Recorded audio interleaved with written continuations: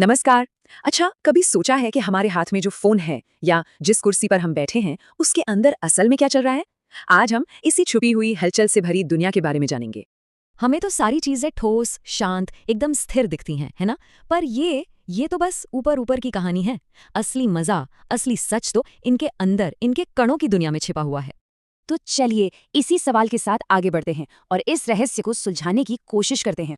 हमारे चारों तरफ जो कुछ भी है, हवा, पानी, पत्थर, इनके अंदर आखिर चल क्या रहा है? इसका जवाब एक बहुत ही दिलचस्प थ्योरी में छुपा है। और वो मास्टर रूल है काइनेटिक थ्योरी ऑफ मैटर। जी हाँ, यही वो चाबी है जो पदार्थ के अंदर की उस सीक्रेट दुनिया का दरवाजा खोलेगी। तो चलिए जरा और गहराई में उतरते हैं। तो सबसे सबसे जरूरी बात क्या है? इस थ्योरी का दिल, इसका कोर आइडिया ये है कि मैटर के पार्टिकल्स यानी कण कभी भी शांत नहीं बैठते। वो हमेशा, मतलब हमेशा बिना रुके मूव करते रहते हैं, नॉन स्टॉप। बस यही यही इस पूरी कहानी का सेंटर पॉइंट है। अच्छा, इसे और आसान बनाते हैं। इस पूरी थ्योरी को ना 3 सिंपल हिस्सों में तोड़कर समझते हैं। पहला, हर चीज छोटे छोटे कणों से बनी है। दूसरा, ये कण लगातार मोशन में है, हिलते रहते हैं। और तीसरा, इस मोशन के लिए इनके पास होती है एनर्जी। सिंपल, छोटे कण, लगातार मोशन और एनर्जी। लेकिन रुकिए, यहाँ एक और मजेदार ट्विस्ट है। हर चीज में कणों की ये हलचल ये एक जैसी नहीं होती। सॉलिड में अलग, लिक्विड में अलग और गैस में तो बिल्कुल ही अलग। चलिए देखते हैं कि कैसे। अब जरा इस टेबल पर नजर डालते हैं। देखिए, सबसे पहले है सॉलिड यानी ठोस। इसमें पार्टिकल्स बस अपनी जगह पर कांपते हैं, जिसे वाइब्रेशन कहते हैं। फिर आता है लिक्विड, जिसमें कण एक दूसरे पर फिसलते हुए, मतलब स्लाइड करते हुए बहते हैं। और गैस में, अरे गैस में तो पार्टिकल्स पूरी तरह आजाद हैं, एकदम तेजी से इधर उधर घूमते रहते हैं। और ये सब क्यों होता है? ये सब उनके बीच के अट्रैक्शन फोर्स और उनकी एनर्जी पर डिपेंड करता है। तो अब एक सवाल मन में आता है ना, कि इन कणों की स्पीड को कंट्रोल क्या करता है? इसका सीधा सा जवाब है टेम्परेचर। जी हाँ, तापमान। यही वो एनर्जी का कनेक्शन है जो पूरा खेल बदल देता है। और इसका नियम बहुत ही सिंपल है। जैसे ही टेम्परेचर बढ़ाया, समझो पार्टिकल्स को एनर्जी का बूस्ट मिल गया और वो तेज हो गए।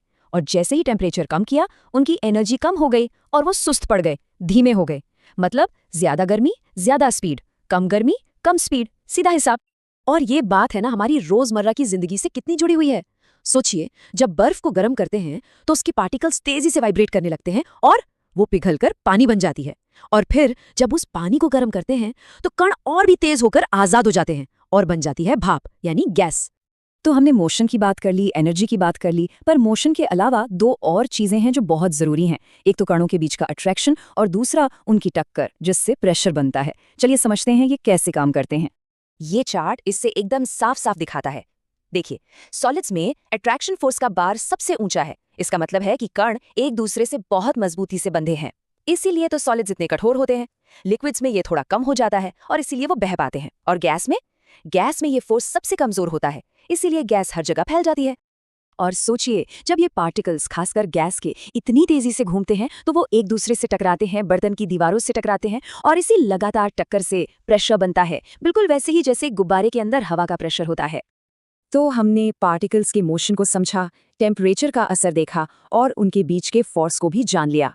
अब समय आ गया है कि इस पूरी थ्योरी को एक लाइन में समेट दिया जाए। तो सबसे जरूरी बात यह है कि पदार्थ के कण हमेशा गति में रहते हैं, उनमें एनर्जी होती है और उनकी गति टेम्परेचर के साथ बढ़ती है। अगर इस पूरी बातचीत से सिर्फ एक चीज याद रखनी हो तो बस ये लाइन याद रख लीजिए। और जाते जाते एक सवाल, अगर टेम्परेचर बढ़ाने से पार्टिकल्स की स्पीड बढ़ती है और घटाने से कम होती है, तो जरा सोचिए कि एब्सोल्यूट जीरो पर क्या होता होगा, मतलब परम शून्य तापमान पर, जब सारी गर्मी, सारी एनर्जी खत्म हो जाती है। इसके बारे में सोचना जरूर।